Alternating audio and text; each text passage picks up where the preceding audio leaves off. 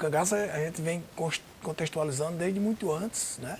Quando a gente diz que o cabeleira é considerado cangaceiro. Porém, em 1834, Gustavo Barroso conceitua cangaço como homens que andavam debaixo das armas, cobertos com chapéu de couro, ele bota até assim, chapéu de couro, que era a grafia da época, né?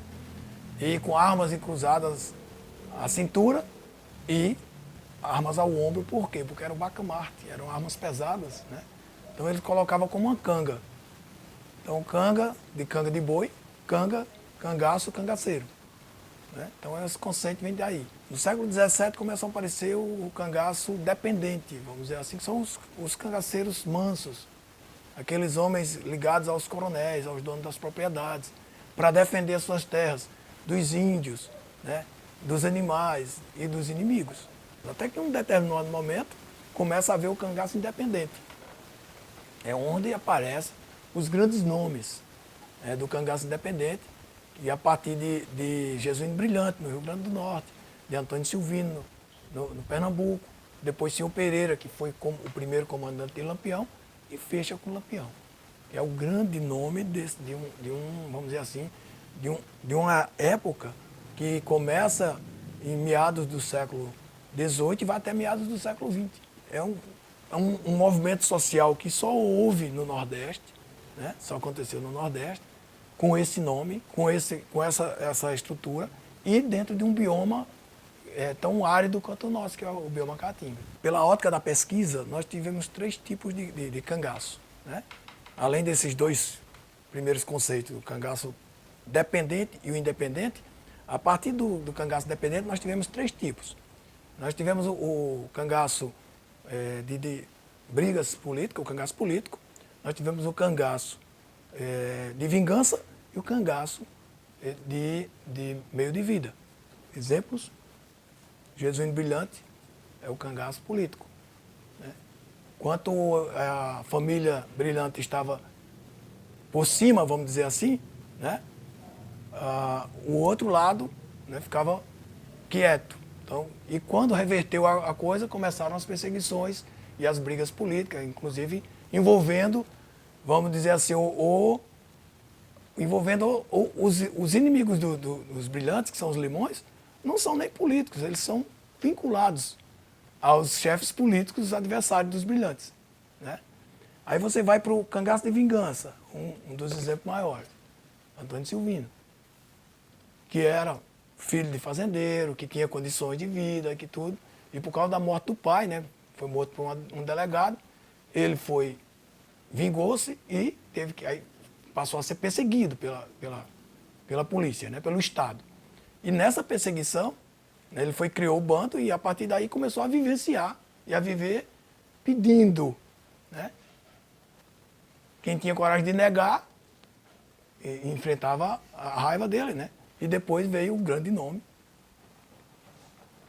que é Lampião, que entra no cangaço em 1918 e, a partir daí, como um simples soldado, vamos dizer assim, porque ele foi chefiado por senhor Pereira, e em 1922, pela pessoa que era, pela a visão estratégica que tinha, pela a valentia que demonstrava, quando o senhor Pereira sai do cangaço, ele literalmente chama o grupo e diz assim: estou indo embora para o Goiás, quem quiser me seguir, me siga, e quem não quiser, fique com o Lampião, para mim será o meu sucessor. Tanto tinha o cangaceiro que ia para o grupo por perseguições, por ter havido algum problema, por querer fazer justiça com as próprias mãos, como tinha o cangaceiro que tinha feito uma coisa errada e ia para o grupo. Porque era muito mais fácil ele se proteger da polícia no meio de um grupo do que ele sozinho. Né? Então, vai daí esse movimento social, que era as pessoas se envolverem com o outro lado, não ser empregado de ninguém, né? Ter a esperança de ganhar mais, de fazer, né? De se sair melhor. Agora, as pessoas às vezes esquecem de uma coisa, que o cangaço não é só um lado. Né? O cangaço é uma moeda de 2 faces. O maior protetor de Lampião em Sergipe era o coronel Antônio Cacheiro. Quem era Antônio Cacheiro? Era o pai do governador do estado. Tem fotografias feito pelo governador do estado de Lampião na fazenda do pai dele. Até 1926, Lampião está sendo perseguido pelas polícias dos estados de Paraíba e Pernambuco, né? E Flório Bartolomeu, que era deputado federal pelo Ceará, o que é que faz? Com a vinda da coluna Prestes em procura do Nordeste, diz que a gente vai combater a coluna Prestes, os comunistas, como? Aí tem Lampião. E recebe o quê? Fardamento, munição, né? E patente de capitão dos batalhões patrióticos do Juazeiro para combater a coluna Prestes. Então é aquele toma lá da cá, estamos precisando de Lampião. Era bandido enquanto a gente não precisava.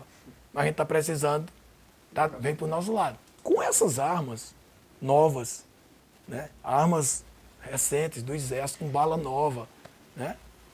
Com estudo, Lampião combate em 19... Isso foi em 26. Em 27, Lampião ataca Mossoró usando armamentos novos, que foi dado pelo governo. O produto social vem a partir da ruptura com o deixar de ser mandado. Tá? O cangaço dependente passa a ser independente. Então é uma ruptura. Então é um produto social, vamos dizer assim, essa ruptura. O de ser vítima, em determinado momento, sim. Alguns são vítimas do Estado, né? Outros passam a ser vítimas quando passam a participar desses grupos isolados.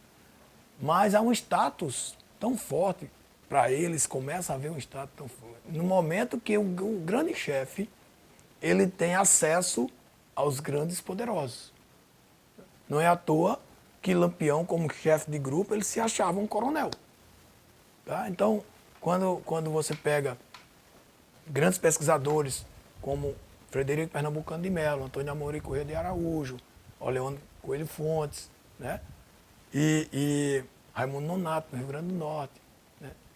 Esses pesquisadores que vão ir mais a perto do fenômeno do cangaço, Gustavo Barroso e outros, você vai ver que o cara ele quer se nivelar ao ponto mais alto. Os outros são os outros. Eu sou o chefe. A gente sempre se remete a Lampião porque Lampião foi mais ousado, né? E foram 20 anos de carreira, né? Normalmente, quando eles invadiam, às vezes eles mandavam um recado para recolher dinheiro. E as pessoas recolhiam dinheiro para que ele não atacasse. Assim aconteceu em Capela, em Sergipe, por exemplo. Lampião assistia até filme, né, em Capela, né? Andou de carro. Né? Então, a população era amedrontada mesmo com isso. Né? Os grandes grupos de cangaceiros. Lampião chegou, como você citou aí, antes da Bahia, chegou a ter mais de 100 homens sob ordem direta. Depois, com os subgrupos, chegou a ter mais de 200.